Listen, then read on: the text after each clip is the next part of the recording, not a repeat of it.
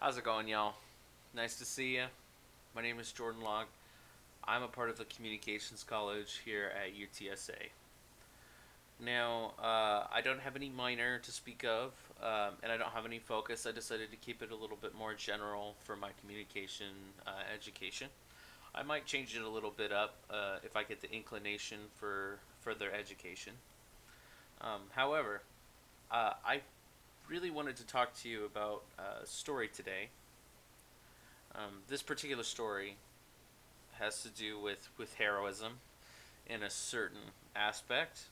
For me, it's about my personal life, and what could I be more passionate about in my personal life than my beautiful wife? I'd bring her here, but she's at work right now. Now, this story revolves around the 4th of July and fireworks.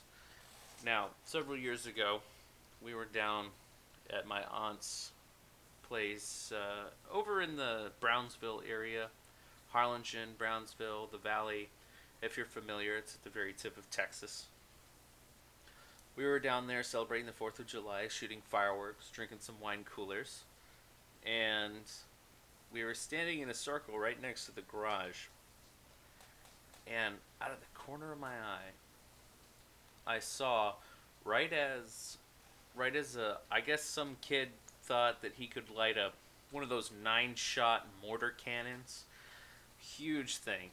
I mean, absolutely. Well, it was more like this big, but uh, it had 9 mortar shells, and it's the ones that thump, you know, the huge ones. And those things hurt. If you've ever been next to one, when it goes off, it's ridiculous. It's like a bomb. Uh, so I saw out of the corner of my eye this kid. He turns as he's trying to sprint away, and he kicked it over.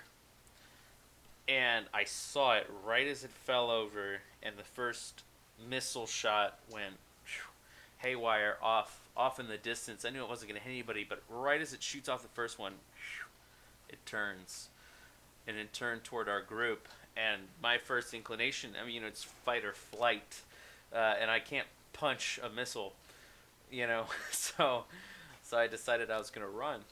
So the next thing you know, I mean, I was out across the field, sprinting at top speed. I dolphin dove into a ditch. I saved my beer, my wine cooler. It was perfectly fine. Didn't spill a drop. Oh, got it. No party foul. And I didn't realize that I hadn't said anything. And about, maybe 30 seconds later, after like a first explosion shot went off, I saw my wife run past me. And she came up to me. She said, "Oh, I feel hot. Like, I feel like my hair's on fire." And I checked her. I was like, "No, you're not on fire." And so we brought her over, and turns out like the first mortar shot ricocheted off of my aunt's leg, left a huge, big red whelp.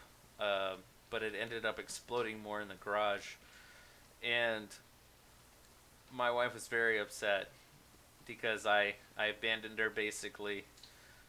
And when we got to the house and she checked her hair, she pulled back out like a clump because it had singed, and she gave me this look. And that's a 4-hour drive from San Antonio to Harlingen. It was the quietest drive I've ever had in my life. So I felt like, okay, let's. I wish I could change it. I wish I could do something different, but alas, I just sprinted away. You know, tried to save my own skin. Well, that being said, the next year, on the next 4th of July, we were celebrating here up in San Antonio at her grandfather's house, and they had lined up several of these mortar shots once again. This time they were the single giant mortar shots. And sure enough, one of them went off, knocked it over, and it shot right into her immediate family. And this time, I knew I had to. I knew I had to protect my wife, my girlfriend.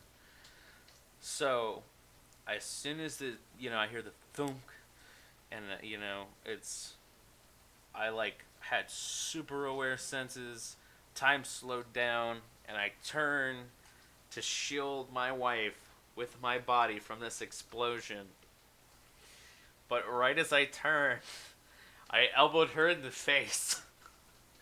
And I was like, "Gah!" And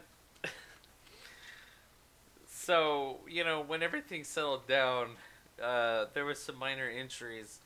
Um, and, my wife was like, "You elbowed me in the face." I was like, "I was just trying to protect you." And she said, "Well, okay. At least you didn't run off this time."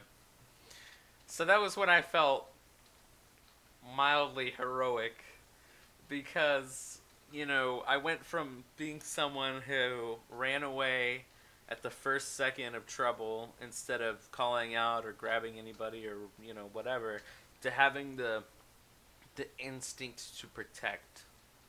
And I felt like because of that, it was heroic.